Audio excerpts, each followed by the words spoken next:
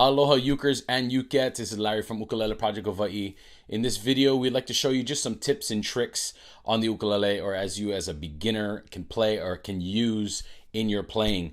Now on Instagram and Facebook, we took every Tuesday, we called it Bro Tip Tuesdays, and we put short little videos out there. Now we use thumb placement, we use corresponding fingers, the exception to the rule, and chromatic tuning. So in this video, you'll find the compilation of all 4 of those bro tips, and hopefully it is useful to you and your ukulele playing. Aloha.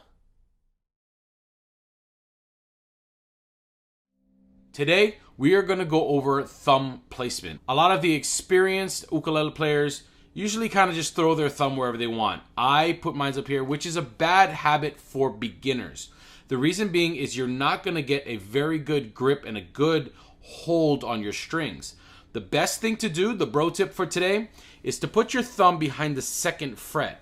Now what that allows you to do, as opposed to putting it on the 1st or the 3rd, is majority of your chord shapes and your chord and your finger placements for your chords are going to come from the 1st, 2nd, and 3rd fret. So in order for you to get the best grip, instead of moving your thumb, would be placing it right in the middle, which would be the 2nd fret. Now the reason why you put it down here as opposed to up here is, you ever tried to grab something, a piece of paper or a pen, and grab it? You don't have much strength in holding it like this, but this, you get much more strength by using your thumb and your finger, each whatever finger you use, your 1st, 2nd, or your 3rd. You get a better grip, better strength in it, and that's what's going to eliminate buzzing. If we're here and we're a beginner and we tried to hold the G7 and I really couldn't get a grip, we're talking about buzzing. Now if I placed it here and held it down tight, we get a better sound. No less buzzing. So again, the bro tip for today is to put your thumb behind the 2nd fret. That way you can have a better grip on your chords, easier to hold the chord, and it eliminates buzzing. Today on Bro Tip Tuesdays, we are going to go over corresponding fingers. Now what does that mean for corresponding fingers? Now we have frets, 1 fret, 2 fret, 2nd fret, 3rd fret, right? Like Dr. Seuss. We also have 1st finger, 2nd finger, 3rd finger. The reason for this is you want to hold whatever note or whatever string or whatever fret or tab, however you read your music, with that finger. Reason being is, if we held the C chord with our 1st finger and then our next chord in that chord progression would be A minor, we are then having to move again that finger.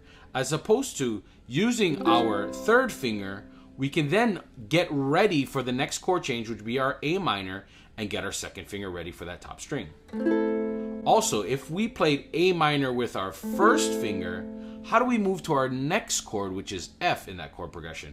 We'd have to then again move 2 fingers by doing this. So if we used our corresponding finger method, we can put our 2nd finger on the 2nd fret for A minor, and then dropping our 1st finger on the 1st fret to complete F. Now obviously when you come to like chords like G7, we are using our 3rd finger on the 2nd fret, but the root of it is we're keeping that 1st finger there on the 1st fret.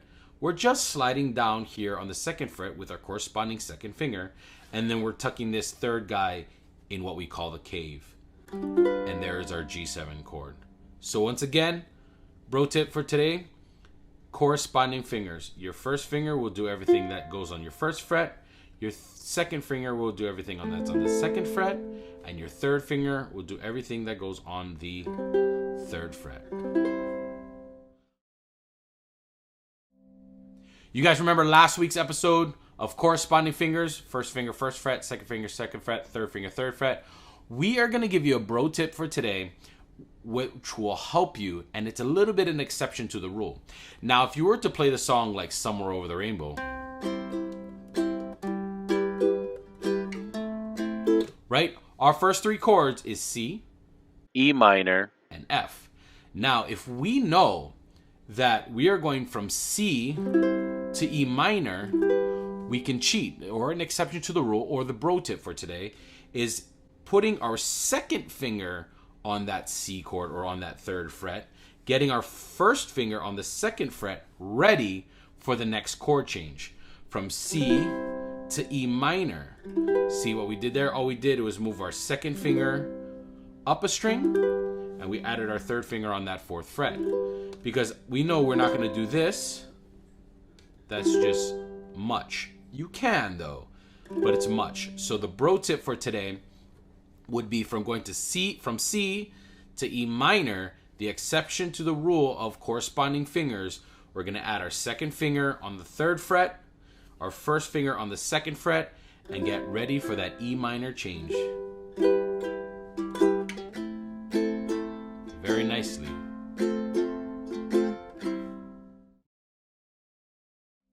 Today we're going to go over on which tuner to get for your ukulele. I have here a simple tuner right off of Amazon that has a bunch of different functions. Now some use and turn on the thing and we'll just start tuning on G and get it, and we're playing C and it doesn't show C, it's showing B or a different note. Now the reason for that is G stands for guitar. So the bro tip for today will just be put it on C, chromatic. Chromatic will give us all of our notes on our scale. You can also click it to U, which should stand for ukulele. But if you just kept it on C, you can tune any stringed instrument out there by just clipping it to the head of your ukulele or your guitar or your bass. I'm assuming it does violins too. I don't play violin. But just clipping it there, keeping it on C, it'll show you all the. It'll also help you if you wanted to do drop tuning or baritone tuning. You don't have to change it. Because if you went to U and used U on it, you're not going to have that D note as the baritone would have. It would pop up with E or C. So if you kept it on chromatic or the C on your tuner, you can play the D, the G will come up, the A will still come up, the B will come up because it's chromatic, so it has all notes in the scale. All right, so that's your bro tip. Use chromatic on your tuner.